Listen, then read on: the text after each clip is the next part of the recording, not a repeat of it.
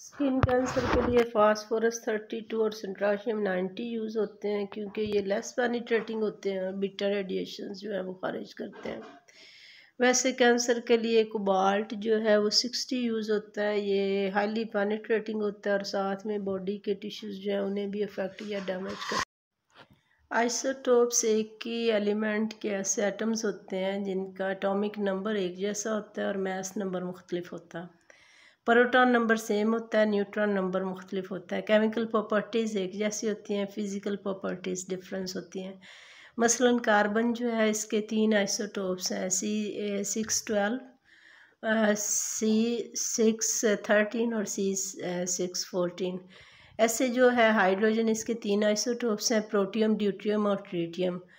तो पहला जो है 1H1 है, दूसरा 1H2 है और ट्राइटियम जो है वो 1H3 है। यूरेनियम जो है इसके 3 आइसोटोप्स हैं। सारों का जो है वो एटॉमिक नंबर 92 है और मास नंबर जो है वो यूरेनियम 92 टू 34 है, 35 है और फिर 38 है।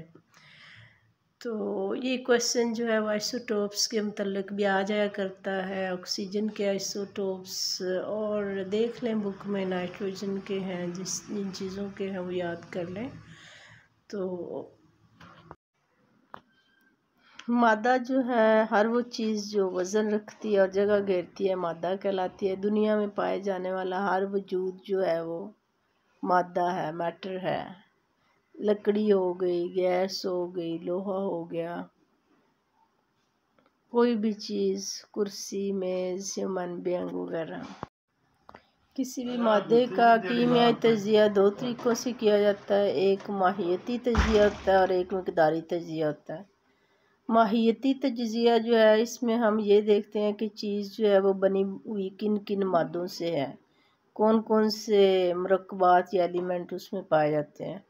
और जो मकदारी तजिया होता है क्वांटिटेटिव, इसमें ये देखा जाता है कि जिन चीज़ों से मिलकर मरकबात से कोई सैंपल बनी है उसमें उनकी मकदार कितनी कितनी शामिल हुई है, किस तनासब से मिले हुए हैं वो एलिमेंट या मरकबात।